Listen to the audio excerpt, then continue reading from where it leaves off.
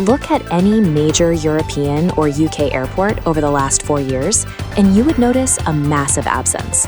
Pakistan International Airlines, a national flag carrier with a fleet of over 30 aircraft, was completely grounded from some of the world's most lucrative airspace. The grounding started in May 2020. A PIA A320 crashed into the residential neighborhood of Model Colony in Karachi, killing nearly 100 people. In the immediate aftermath, Pakistan's aviation minister, Gulab Sarwar Khan, made a stunning public claim. He announced the grounding of 262 pilots, stating they possessed dubious flying licenses. That single statement instantly shattered whatever trust the global aviation community had left in the airline. Regulators reacted swiftly. The European Union Aviation Safety Agency, or EASA, along with the UK, immediately revoked PIA's authorization to enter their airspace. Stripped of its international routes and reeling from the crash, the airline entered a financial tailspin.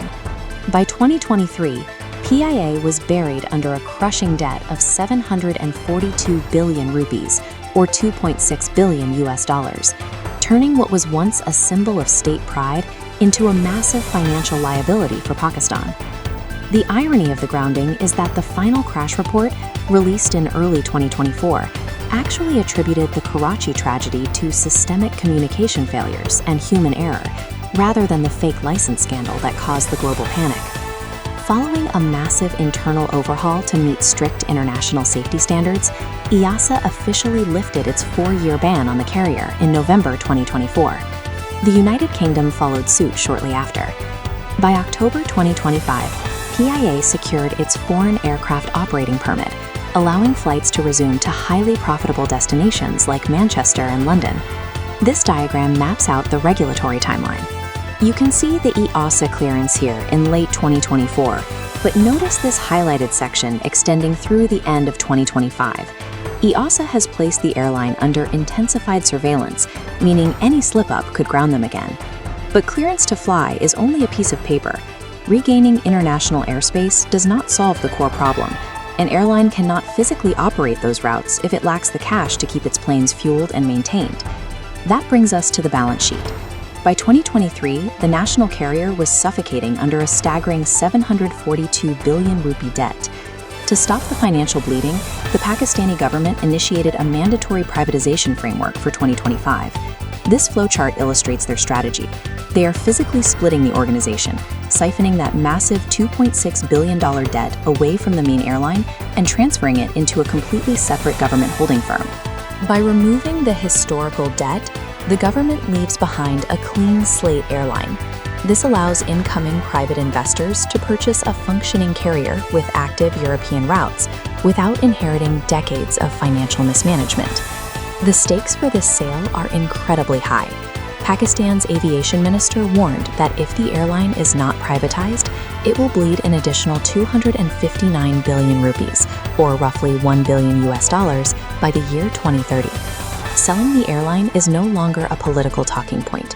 It is a mandatory financial intervention that is required to stop the carrier from draining the broader national economy. As the airline cleans up its finances, the state is also overhauling how the carrier treats its customers. The Senate passed the Carriage by Air Amendment Act in 2026, officially aligning Pakistan with the International Montreal Convention. This chart highlights the extreme shift in liability limits. Before 2026, compensation caps were dangerously outdated. Now, the mandatory payout for death or injury on a domestic flight has jumped to 20 million rupees. For international flights, it has been raised to 151,880 special drawing rights. The law also enforces strict rights for daily travel disruptions. If your flight is delayed for more than 5 hours, you are entitled to a full refund of your unutilized ticket.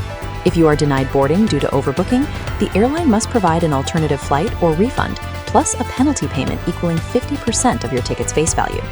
To ensure these rules actually have teeth, the new legislation designates local consumer courts as the primary legal forum for any passenger disputes against the carrier, and the courts are on a strict timer. Judges are mandated to issue a final verdict within 6 months, and they are required to hold day-to-day hearings if a case begins to stall. This legal framework binds the newly privatized airline to a harsh reality. They can no longer treat domestic flyers as a captive audience, but must respect them as legally protected consumers. These three measures represent a new operating reality. PIA is back under international watch, its massive debt is petitioned for sale, and new laws finally give passengers the power to fight back in court. After a grueling 4 years on the tarmac, the national flag carrier has regained clearance to navigate European and British airspace. Yet this hard-won operational victory sits squarely against the ticking clock of the 2025 privatization deadline. This entire process is a case study in forced modernization. PIA's survival now depends on its ability